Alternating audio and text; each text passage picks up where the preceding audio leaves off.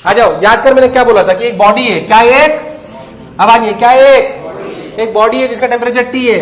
ये कौन सा टेम्परेचर होता है, सरफेस वाला या अंदर वाला? याद करो कि अपन सारे सरफेस वाले की बात करते हैं। और मान लो यहाँ पर सराउंडिंग टेम्परेचर, तो हमने बोला था कि जिस रफ्तार से आप रेडिएट कर रहे हो dQr/dt, अरे हाँ ना बोल, ये वैल्यू आई थी सिग्मा EAT की power 4, way T is the temperature of the body in kelvin और डिग्री, केल्विन, कोई बुराई वाली बात। फिर हमने बोला था ये जो एब्जॉर्ब कर रही है वो है dQA/dt इक्वल्स टू आया था सिग्मा AA, क्या वो A पे डिपेंड कर रहा था? बट क्या E और A बराबर होते हैं? इंटू TS की पावर 4, कोई बुराई नहीं। तो फाइनली आपका जो dQ नेट आया था, dQ/dt net heat loss, net वो कितना आया था, सिग्मा EAT की पावर 4 माइनस TS की पावर 4। अरे सही बोल रहा हूं क्या? Basically this is the law and this is the rate of heat loss, rate of इसे कहते हैं rate of heat loss. Basically इस पर डिपेंड करता है। अब जैसे मान लो मैं बोलूं रेट ऑफ हीट लॉस, ठीक है भैया, एक्चुअली इसमें क्या थोड़ा सा कैलकुलेशन पार्ट है, लॉ इतना ही, इसी को मैनिपुलेट करेंगे इधर इधर, रेट ऑफ हीट लॉस। अच्छा भाई, वाह रे भाई, अरे भाई, ठीक। जैसे मान लो, ऐसे बहुत सारे सवाल आते हैं आपके लिए कि मान लो कि कोई बॉडी है जिसका टेम्परेचर, जैसे मान लो सन, क्या चीज, ऐसा सवाल है एक समझना, सन का टेम्परेचर क्या बहुत ज्यादा होता है या थोड़ा बहुत होता है? उस केस में फिर सराउंडिंग टेम्परेचर का कोई लेना देना, सिर्फ क्या इफेक्टिव रहता है? अरे यार, सराउंडिंग टेम्परेचर का कोई लेना देना, अबे सन क्या एब्जॉर्व करेगा? प्रैक्टिकली सोच। अरे मैं गलत तो नहीं बोला यार? अरे हाँ ना बोल यार। कैसे सवाल आ सकते हैं, सवाल सुनना, इस पे बेस छोटे से समझना इस बात को। मान लो मैं बोलूं कि एक सन है और एक स्टार है, क्या है, एक बोला कि सन का रेडियस अगर RE है, कितना है, तो इसका रेडियस है RE/2। पर अगर सन का टेम्परेचर मान लो कि 2000 केल्विन है, कितना है, इसका है 1500 केल्विन, कितना है, बताओ रेशियो ऑफ हीट लॉस पर सेकेंड क्या निकाल सकता है? अच्छा, ऐसी जितनी भी चीजें होती है जिसमें सारी एनर्जी रेडिएट होती है, इनका E क्या मानते हैं? 1। अपन सन को क्या मानेंगे? Black body. क्या मानेंगे? क्या मानेंगे? आवाज नहीं, क्या मानेंगे? Black body. क्या मानेंगे? तो इन सब चीजों का E क्या मानेंगे अपन? 1। ऐसे स्टार की जब भी बात आ जाए ना, कंफ्यूज होने की कोई जरूरत। अब तेरे को पूछा जाए what do you mean by dQs/dt upon what do you mean by dQ star dt, क्या आप निकाल सकते हो पहले बताओ? अरे हाँ ना तो बोलो, कोई बुराई। क्या अंतर होगा बताना, मैं चलो सब लोग बताओ। ये 2000 केल्विन, ये 1500 केल्विन, ये 2000 केल्विन और ये 1500 केल्विन। देख ऊपर वाला dQs/dt क्या उसमें लेंगे? सिग्मा EA, E क्या बने, क्या सिग्मा के लिए निकलवा चुका हूं? सिग्मा के लिए कितनी है? 5.6 माइनस A।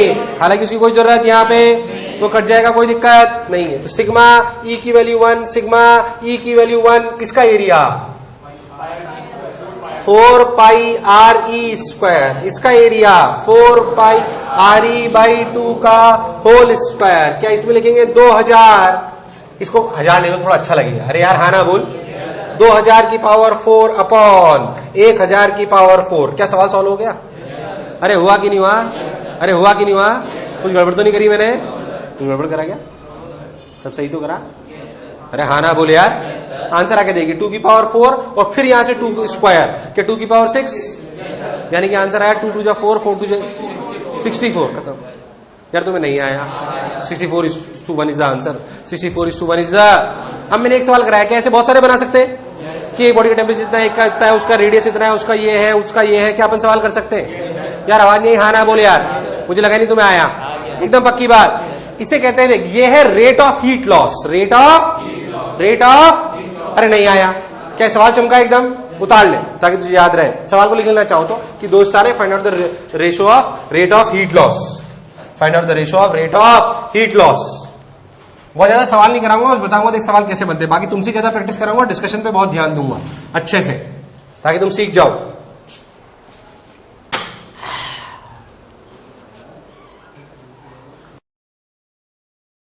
उतना जोर से नहीं मारा, ओके। अली कहां का रहने वाला है तू? हाँ खैर, आओ। क्या इस तरह के सवाल कर सकते हैं क्या? क्या आवाज नहीं आ रही यार? क्या इस तरह के सवाल कर सकते हैं क्या अपन? 101%? अरे पक्का?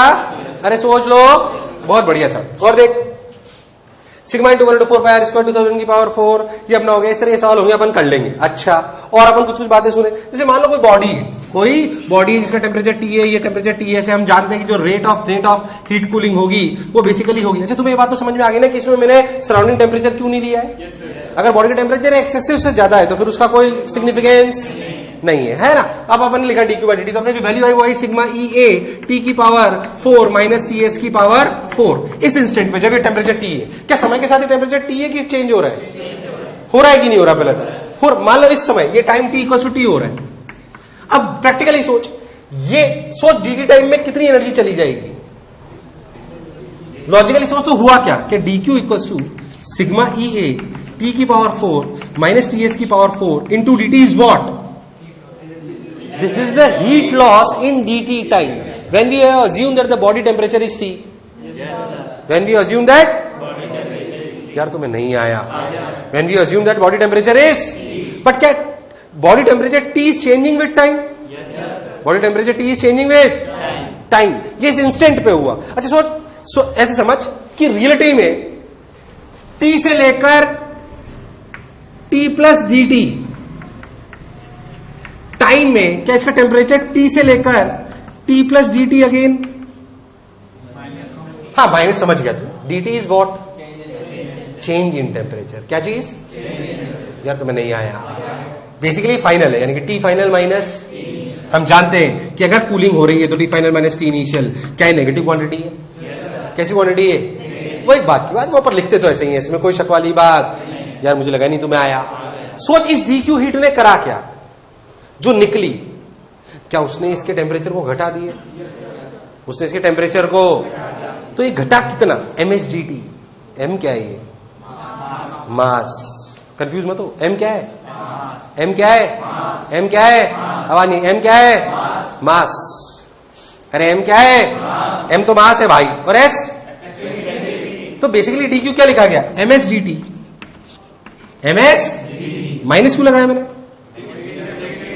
T final minus. यार कंफ्यूज मत हो यार, अरे चमका, इसलिए माइनस लगाया, बाकी परेशान होने की कोई जरूरत, ताकि मैं इस चीज को पॉजिटिव रख सकूं, ताकि मैं इस चीज को, और कोई खास बात नहीं। तो सिग्मा ई ए टी की पावर 4 माइनस टी एस की power 4 D T.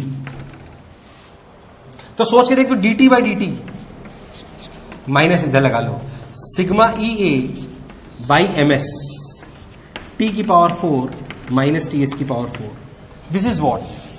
Rate of cooling.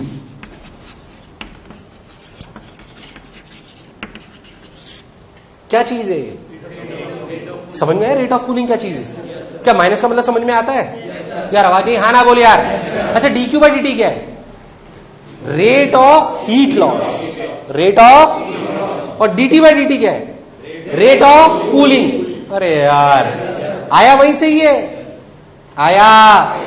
अरे नहीं आया, एकदम पक्का आया वहीं से ही। पर देख, sigma E M S T की पावर 4 माइनस, सोच समय के साथ टेम्परेचर घटेगा बढ़ेगा, तो रेट ऑफ कूलिंग घटेगी, क्योंकि ये टी घटेगा। ये उस इंस्टेंट पे है, कौन से इंस्टेंट पे? टी पे, जब टेम्परेचर टी है। क्या समय के साथ टी चेंज होगा? समय के साथ टी, मुझे लगा ही तुम्हें आया। अरे आया कि नहीं आया? एकदम पक्का समय के साथ चेंज होगा, तो भाई साहब वो तो अलग बात हो गई, बट इस इंस्टेंट पे ये है। अब सोच, अपन जैसी गर्म चीज रखते हैं, क्या वो शुरुआत में जल्दी ठंडी होती है कि बाद में? शुरुआत में कि बाद में? बाद में क्या धीरे धीरे ठंडी होती है? रूम टेम्परेचर में आने में उसको काफी टाइम, पर शुरुआत में जितनी गर्म होती है उससे रफ्तार में घटती है। क्यों? क्योंकि शुरुआत में टेम्परेचर, इसलिए रेट ऑफ कूलिंग। तो आप सवाल को अच्छे से पढ़े और सोचे, आपसे रेट ऑफ हीट लॉस पूछ रहा है या रेट ऑफ कूलिंग, ये एक बात है कि अलग अलग बात है? क्या चमका है? हाँ ना बोल। अब गणित है इस पूरे चैप्टर में जो भी है उसको आपको समझना पड़ेगा और सवाल में अच्छे से अप्लाई करना पड़ेगा। बहुत ज्यादा सवाल में कराने वाला, प्रैक्टिस से सीखेंगे अपन और ढंग से डिस्कशन करेंगे। प्रेता जो बोला चमका, कंसेप्चुअल क्लैरिटी पर एकदम लाएंगे। जो बोला चमका उतार।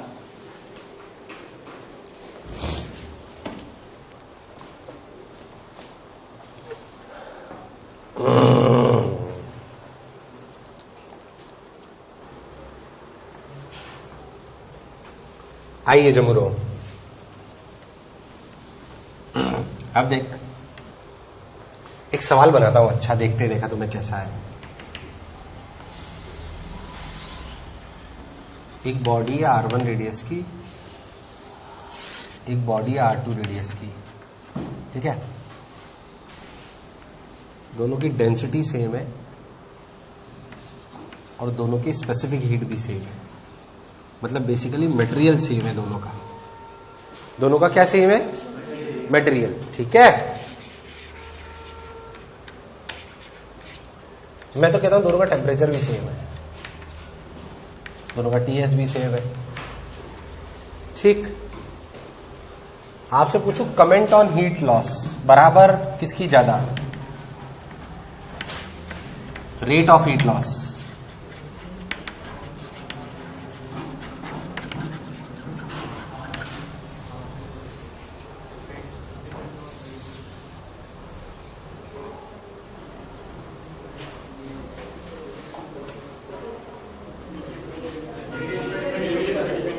हाँ, R1 ज्यादा है, R1 is greater than R2।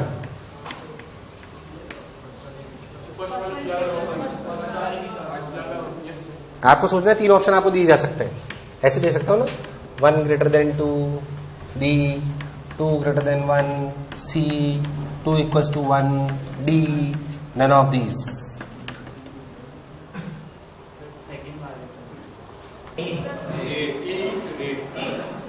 A, B, C, D। A कितने लोग बोलते हैं? ए अच्छे से सोचना, गलत मत करना। ए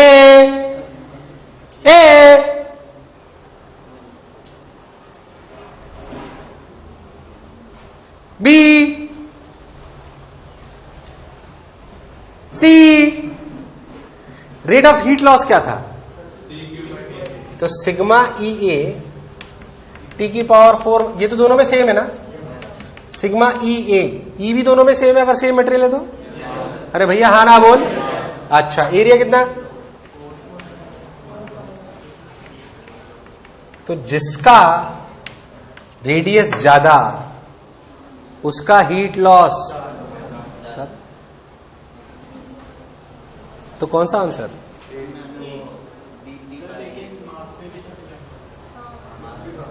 अब देख, इसीलिए तो मैं पूछ रहा हूं सवाल। दूसरा सवाल सुन, दूसरा सवाल पूछो तेरा समझ में आ जाएगा। Comment on rate of cooling.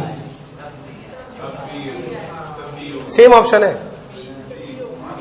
Comment on rate of cooling. सब लोग बोले कमेंट ऑन रेट, और comment on rate of cooling. जल्दबाजी मत करना। पहले तो पहले पार्ट का आंसर ए है, ये समझ आया है। पहले पार्ट का आंसर क्या है? बोलो, सबको चमका है 101%। चलो इसका बताओ, rate, comment on rate of cooling. Comment on rate of cooling. अरे बोलना पड़ेगा। Comment on rate of cooling.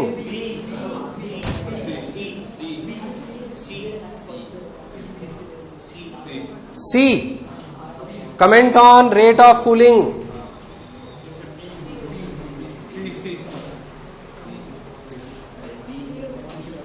थोड़ा सा पेन चला लो भाई, ऐसी भी क्या नाराजगी।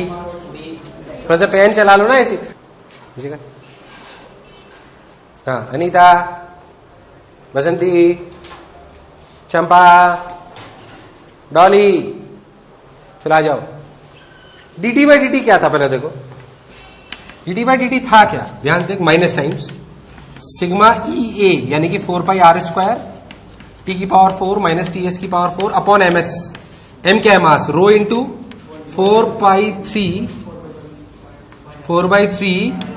पाई R cube into S. S is the specific heat, S is the, बाकी सब सेम है, आर ही तो अलग है। तो ध्यान देख, rate of cooling is directly proportional to 1/r। Is directly proportional to, अरे भाई नहीं आया। इज डायरेक्टली प्रोपोर्शनल टू, अरे भाई नहीं आया, 1/r। तो बताओ किसकी ज्यादा? किसकी ज्यादा? जिसका रेडियस होगा कम उसकी रेट ऑफ कूलिंग होगी। अरे भाई नहीं आया, अरे भाई नहीं आया। सब सही कराना मैंने? अरे सब सही कराना। यानी कौन सा आंसर है? बी। इस वाले का आंसर बी है और पहले वाले का आंसर ए है। तुमसे हुआ ही नहीं। अरे हो गया क्या? अरे सोच लो, कितने लोगों ने सही बताया था ये? इसमें एक और बनाओ बढ़िया कंसेप्चुअल। चलो एक और करते हैं, सही करना आप सब लोग, गलत मत करना, ऐसा ही सवाल है, हालांकि वो कंफ्यूज होना, मैं बताऊं उसके सवाल भी दोनों वही हैं और ऑप्शंस भी वही हैं, ठीक, बट सवाल थोड़ा चेंज कर रहा हूं, वही ऑप्शंस वही सवाल। यहां देख, मान लो मैं एक मटेरियल लूं जिसका आर रेडियस का बनाऊं, ठीक, और टेम्परेचर टी ले लूं और ये ds ले लूं,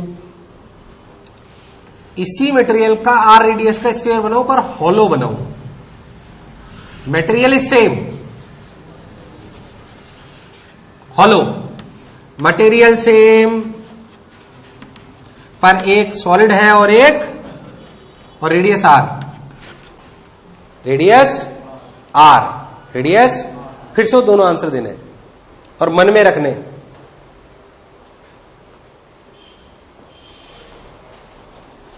फिर से दोनों आंसर देने,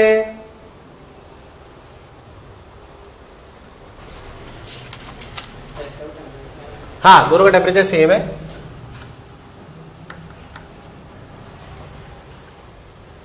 रेडियस सेम है दोनों का, मटेरियल सेम है ना, तो एक का हॉलो स्फीयर बनाया और एक का सॉलिड, बस इतना अंतर रखा, रेडियस भी सेम है, टेम्परेचर भी सेम है,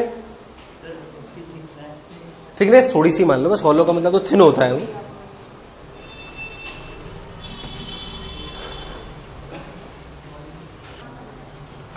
चलो पहला क्वेश्चन, अनीता, बसंती, चंपा, डॉली।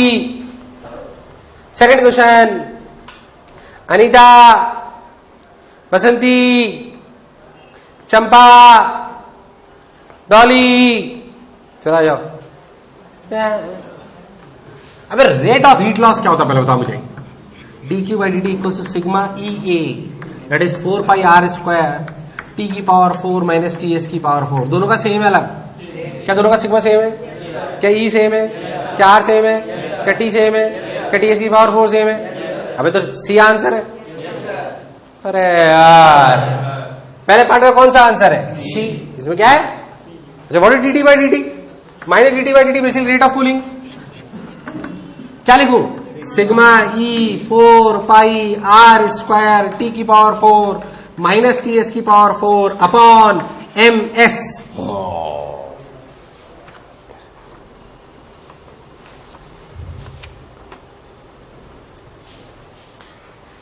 अब बता किसका मास ज्यादा? अब ये तो लॉजिक लगाना था ना, मतलब इसमें किसका मास ज्यादा? किसका मास ज्यादा? तो जिसका मास ज्यादा उसकी रेट ऑफ कूलिंग, उसकी रेट ऑफ कूलिंग। तो कौन सा आंसर? कौन सा आंसर? कौन सा आंसर? लो खत्म। इसमें क्या है? अरे तुम्हें नहीं आया? अरे आया कि नहीं आया? कोई बुराई वाली बात, कोई कष्ट वाली बात? हो गया लो। उसमें क्या है? कई वैसे मैक्सिमम लोगों ने दोनों आंसर सही दिए हैं, बट कुछ ने चमत्कार मचाया था। फिर सही है? कितने लोगों के दोनों सही है? हाँ गाइस, कितने लोगों का एक सही है? एक भी सही नहीं है? हैं? दोनों सही है। और कैसे कंसेप्चुअल सवाल कर सकते हो? पहले तो क्या रेट ऑफ हीट लॉस और रेट ऑफ कूलिंग, क्या अंतर क्लियर है एकदम? कोई बुराई वाली बात नहीं है।